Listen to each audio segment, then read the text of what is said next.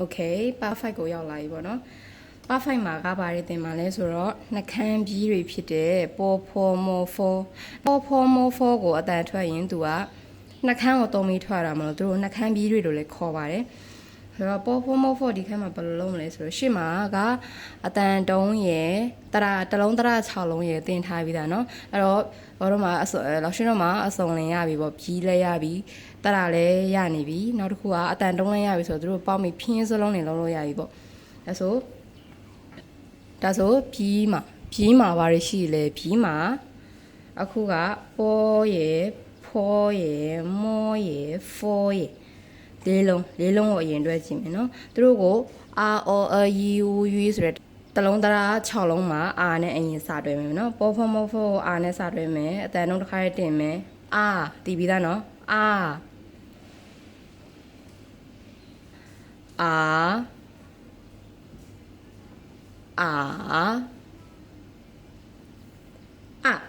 သူတို့နဲ့တွဲကြည့်မယ်အဲ့တော့ဘီးတန်ကပေါ်တရတန်ကပေါ်ပါဟုတ်တယ်နော်ပေါ်ဆိုမှတော့ပါပေါ့ပေါ်ပါတစ်တန်နေလိုက်တော့ပါပေါ်ပါအတန်လုံးတိမ်မြမှာအတန်ပြောင်းသွားနော်ပေါ်ပါနှစ်တန်နေလိုက်တယ်ပေါ်ပါเนาะ3တန်ပေါ်ပါသူတို့ကအတန်လုံးတင်ပြီးမှအတန်လေးတွေပြောင်းသွားတာဒါတော့ဒီစလုံးကိုတွေ့ရင်ပါဒါဆိုဖြင်းဖြစ်သွားပြီเนาะကြီးပါတယ်တရပါတယ်အတန်လုံးပါတယ်ပေါင်းလိုက်တော့ပါသူကပါနောက်တစ်ခုဖောဘာဖြစ်မလဲဖာဖောတစ်တန်လိုက်တော့ဖာဟုတ်ပါတယ်ဖောဖာနှစ်တန်နေမယ်ဖာဖောဖာသုံးတန်နေမယ်ဖာဖော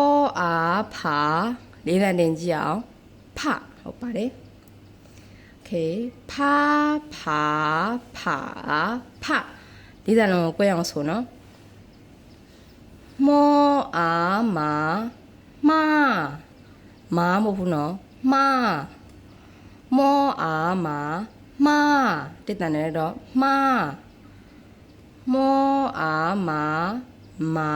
သူကတော့မာမဟုတ်ဘူးသူကမာနှစ်တန်နေလိုက်ရင်မာတစ်တန်တော့ကနှစ်တန်နေတော့မာနောက်တစ်ခုသုံးတန်နေကြည့်အောင်မောမာသုံးတန်တင်မယ်မာသူကလည်းမာပဲเนาะမောမာသူကြတော့မမဟုတ်ဘူးเนาะအဲ့တော့တစ်တန်ကလေးတန်ကြတော့အဲ့တော့ဟာထိုးတန်ပါလာခြင်းနဲ့ဆင်းနေเนาะတစ်တန်နဲ့လေးတန်ကဒါပေမဲ့နှစ်တန်သုံးတန်ကတော့တူပါတယ်မာအဲ့ဒါလေးကို꿰အောင်ဆိုပေးပါအဲ့တော့ဆိုကြည့်ရအောင်မာနောက်ဆုံးတစ်လုံး forဖာတစ်တန်တင်လိုက်မယ်ဖာနော် forဖာ forဖာ forဖာဆိုကြည့်အောင်ဖာအပေါ်ကနေပြန်ဆိုကြည့်မယ်ပါဖာ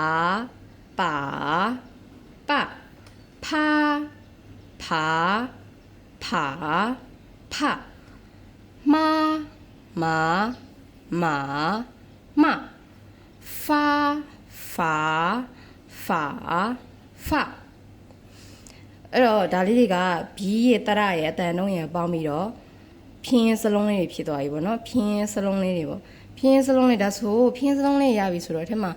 vocabulary လေးများပါမလားဗောနော်ဝေါဟာရာလေးတွေပါတယ်တချို့စလုံးတွေဆိုဝေါဟာရာတစ်ခုဖြစ်သွားပြီဘယ်ဟာလေးလဲဆိုတစ်ချက်လောက်ကြည့်ရအောင်အဲ့တော့ဒါပထမတစ်ခုအနေနဲ့ဘာစလုံးလေးတွေ့ရမလဲဆိုတော့ဒါလေးနော်ဗါလေးလေပါဆိုတာနံပါတ်တွေလည်းတစ်ခုပါဘယ်နံပါတ်လဲဆိုတော့နံပါတ်8ကိုပြောတာပါနံပါတ်8ကပါလို့ခေါ်တယ်နော်1 2 3 4 5 6 7 8ပါဆိုတဲ့ပါနံပါတ်8ကိုပြောတာ အဲ့တော့စလုံးလေးတစ်လုံးတီးသွားပြီပေါ့နော်ဒီဟာဆင်လေးပြီးတော့ရှစ်ကိုဘယ်လိုခေါ်လဲဆိုတော့ပါလို့ခေါ်တယ်နောက်တစ်ခုအနေနဲ့ဘာထပ်တွေ့နိုင်သေးလဲဆိုတော့ဥမာနှစ်တန်လေးနဲ့ပါတယ်လေသူကပါဆိုတာဘာလဲဆိုတော့ဆွဲနှုတ်တီလက်နဲ့ဆွဲနှုတ်တာပေါ့နော်ဥပမာဘာတွေလဲဆိုတော့မြက်တွေကိုဆွဲနှုတ်တယ်လို့ပေါ့ဒီနာမည်ရှိကပါဆွဲနှုတ်တီကပါနောက်တစ်ခုရှိသေးတယ်ဥမာလေးတန်လေးနဲ့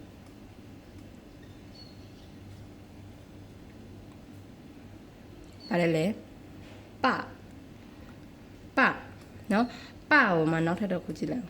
နောက်ကနေဆက်လိုက်သူ့ပေါ်မှာဗာတင်ထားတယ်ဘာမှမရှိဘူးเนาะအဲ့တော့ तू ကအတန်ဖော့လို့သုံးထားတာလို့ပြောလို့ရတယ်အဲ့တော့ရှေ့ဟာကပနောက်ကဟာကလည်းတကယ်တော့ပပဲစလုံးကအတူတူပဲပဒါပေမဲ့နောက်ကအတန်ဖော့ကဘယ်ဟာကိုဖော့ထားလဲဆိုတော့ရှေ့ကအတန်တုံး၄တန်ကိုဖော့ထားတာပဆိုတာကိုဖြစ်ရမယ်ဟာကိုပါအဲ့လိုမျိုးဖြစ်သွားတယ်เนาะပါအနောက်ကဟာကိုအတန်ဖော့လိုက်တာ၄တန်ကိုတဝက်ဖြတ်လိုက်တဲ့သဘောပရှေ့ဟာတော့၄တန်အပြည့်ဝဆိုတယ်ပနောက်ကဟာလေးကတော့နည်းနည်းဖြတ်ပြီးဆိုတယ်ပအဲ့လိုမျိုးเนาะပဆိုတာကတော့အဖေကိုပြောတာပါတည်ပြီးသားပါနံပါတ်၈ကိုပါဆွဲနှုတ်တီမြက်တွေဆွဲနှုတ်တာကိုပြောတာ buff အနေနဲ့ဆိုပါနှစ်တန်ပါဆိုဆွဲနှုတ်တီနောက်တစ်ခုကပလေးတန်เนาะပဆိုတာအဖေကိုပြောတာအဖေကိုပလို့ခေါ်တယ်နောက်တစ်ခုကကျတော့ဒါလေးဘယ်လိုဆိုမှလဲဖဆိုတာကြောက်တာကိုပြောတာကြောက်တီ我怕ငါကြောက်တယ်အဲ့လိုမျိုး我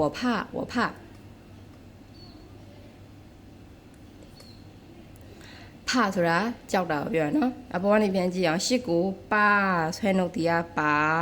အဖေကိုပကြောက်တီးဆိုဖဒီထက်စလုံးလေးပဲနော်တခြားစလုံးလေးတော့မပါဘူးနောက်တစ်ခုဒါလေးရပါတယ်လေမနော်သူကမနောက်ကနှစ်ခုထပ်ပြီးကတ်လိုက်မယ်ပါလေသူ့မှာအတန်တုံးမပါဘူးသူကလည်းတန်ဖော့သုံးထားတာရှေ့က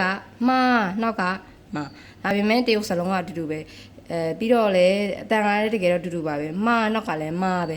မဲ့ तू ကရှေ့ကတစ်တန်ကိုတဝက်ဖြတ်ပြီးဆိုတန်ဖော့ဆိုထားတယ်ဘာလို့လဲဆိုတော့မအဲ့လိုဆိုနော်အပေါ်တော့ကပ तू ကမဆိုတာလည်းတည်ပြီးသားပါအမေကိုပြောရနော်အမေကိုမအဖေကိုပကြောက်တယ်ဆိုဖ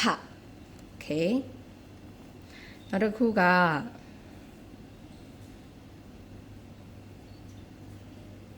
ပါတယ်လေ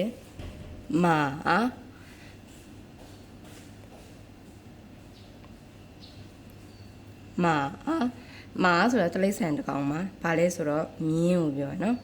မြင်းကိုမာလို့ခေါ်ရနော်မာအမေကမကြောက်တီဖမြင်းကိုကမာကျစလုံးတွေအများကြီးထွက်လာရင်နော်ဒါကလေးတန်မဆိုတာဆူတာကိုပြောတာဆူတီဆဲတီကိုလို့ပြောတယ်လို့ခေါ်ရပါနော်နောက်ထပ်တစ်လုံးကဲတစ်တန်နေလိုက်ဘယ်လိုထွက်မလဲဖာဆိုတာပေးပို့တီပါနော်ပေးပို့တီ line မောကနေပို့တာ email ပို့တာတွေ message ပို့တာတွေ messenger ကနေစာပို့တာတွေကိုလို့ပြောလို့ရတယ်နော်အဲ့ဆိုဒီဇာတ်လေးတွေကပဲကိုဖြင်းစလုံးအတိတ်ပဲလေးတွေထွက်လာတယ်ပေါ့နော်အဲ့ဒါလေးတွေကိုကိုကတိချာလေးဒါလေးကိုလည်းလိုက်ပြီးတော့မှတ်ထားနော်ဘာလို့ဆိုရင်းနှီးအောင်လို့နောက်ခါတရုပ်စလုံးနဲ့တင်တဲ့အခါဘောဟာရတွေကိုတမင်တကာကြက်စရာမလိုတော့ဒီမှာတဖြည်းဖြည်းတင်ရင်းနဲ့ရင်းနှီးလာခဲ့တာပိုပြီးကောင်းတယ်အဲ့တော့ကိုရဲ့စာအုပ်ထဲမှာလည်းဒါလေးတွေကိုတိချာလိုက်ပြီးတော့ရင်းနှီးအောင်ချပြီးရေးပြီးတော့မှတိချာလေးဖတ်ခြင်းနော်ဖတ်ပြီးတော့ဒီစလုံးလေးတွေကိုလည်းရင်းနှီးအောင်တိချာဖတ်ပေါ့နော်အဲ့တော့သင်ခန်းစာမှာပေါ်ဖောမောဖောကိုအာဒရာပြီးတော့ဩဒရာနဲ့ထပ်ပြီးပေါင်းကြည့်အောင်谢谢大家